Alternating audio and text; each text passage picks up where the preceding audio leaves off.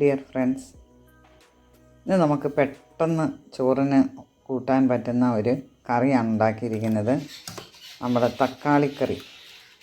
നല്ല പുളിയുള്ള നമ്മുടെ നാടൻ തക്കാളി ഇല്ലേ, അത് തേങ്ങ അരച്ച് കറി വെച്ചാൽ നല്ല ഒരു കറിയാണ്. അതിനായിട്ട് ഞാൻ ഇത്രയും തക്കാളി എടുത്തിട്ടുണ്ട്. ഇത് നമ്മുടെ നാടൻ തക്കാളിയാണ്. എരിവിനാവശ്യമായ പച്ചമുളക് എടുത്തിട്ടുണ്ട്. ഇതുപോലെ ചെറുതായിട്ടൊന്ന് അരിഞ്ഞെടുക്കണം. പച്ചമുളകും ഇതുപോലെ അരിഞ്ഞെടുത്തിട്ടുണ്ട്. എരിവിനാവശ്യത്തിനനുസരിച്ച് നമ്മൾ ഇട്ടാൽ മതി. ഇനി നമ്മളൊരു പാത്രത്തിലേക്ക് ഇത് ഇട്ട് നമുക്ക് അടുപ്പ വെച്ച് വേവിച്ചെടുക്കണം. പച്ചമുളകും അതിലേക്കിടാം.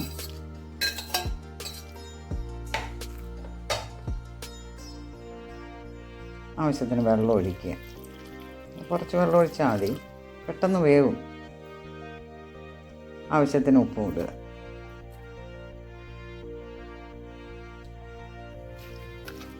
നമുക്കൊന്ന് ഇളക്കി മൂടി വെച്ചൊന്ന് വേവിച്ചെടുക്കണം.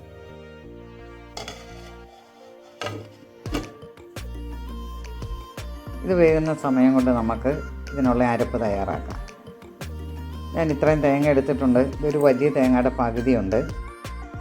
ഇതിന് ഇച്ചിരി അരപ്പൊക്കെ വേണം, കാരണം ഇതിന് തക്കാളി അങ്ങനെ വെന്ത് ഉടഞ്ഞ് അങ്ങനെ കൊഴുപ്പുള്ളതല്ലല്ലോ.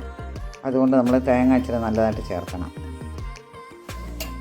ഒരല്പം ജീരകം കൂടി പോകരുത്. ജീരകം കൂടി പോയെന്നാൽ അതിൻ്റെ ടേസ്റ്റ് തന്നെ മാറും. ഇനി ഒരു കുറച്ച് മഞ്ഞൾ.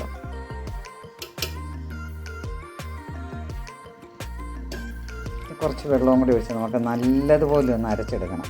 നല്ല പേസ്റ്റ് പോലെ അരച്ചെടുക്കണം. തക്കാളിയൊക്കെ വെന്ത് ഇത് അരച്ചുകൊണ്ട് വരുമ്പോഴത്തേന് തക്കാളി വെന്ത്. ഞാൻ നോക്കുമ്പോൾ അതിന് ഇച്ചിരി പുളി കുറവായതുകൊണ്ട് ഞാൻ നല്ല പുളിയുള്ള ഒരല്പം മാങ്ങയുടെ ചേർക്കുന്നുണ്ട്. അപ്പോൾ നമ്മുടെ തക്കാളിക്ക് പുളി കുറവാണെങ്കിൽ കുറച്ച് മാങ്ങ ചേർത്താൽ മതി. അപ്പോഴത്തേന് നല്ല ടേസ്റ്റും കിട്ടും, പുളിയും കിട്ടും. ആ ഉപ്പും എരിവും പുളിയും ഒക്കെ കൂടെ കൂടുമ്പോഴാണ് അതിനൊരു രുചി വരുന്നത്. കുറച്ച് കറിവേപ്പിലൂടെ ഇടാം. ഒന്നുകൂടെ നമുക്ക് മൂടി വെച്ചൊന്ന് വേവിച്ചെടുക്കാം.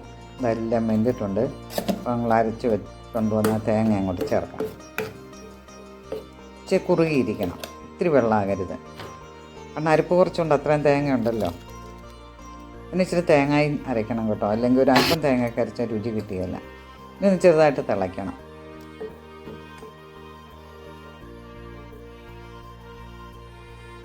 ഇത് തിളച്ചിട്ടുണ്ട്. ഇനി നമുക്കിത് വാങ്ങി വെക്കാം. ഇനി കടുക് പൊട്ടിച്ചിടാം. ഒരു പാനടുപ്പത്ത് വെച്ച് ചൂടായപ്പോൾ അതിലേക്ക് കുറച്ച് വെളിച്ചെണ്ണ ഒഴിച്ചിട്ടുണ്ട്. കുറച്ച് കടുക് ഇട്ട് കൊടുക്കാം. കുറച്ച് ചെറിയ ഉള്ളിയും കൂടെ അരിഞ്ഞ് ഇട്ട് കൊടുക്കാം.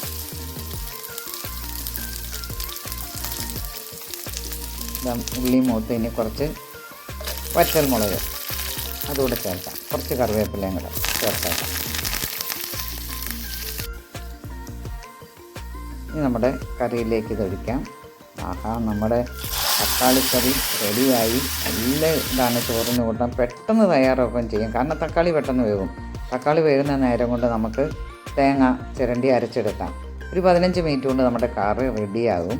ചോറിനൊക്കെ കൂട്ടാൻ നല്ല ഒരു കറിയാണ്. ഇനി ജീരകത്തിന് പകരം അല്പം മല്ലി വേണേലും നമുക്ക് അരയ്ക്കാവുന്നതാണ്.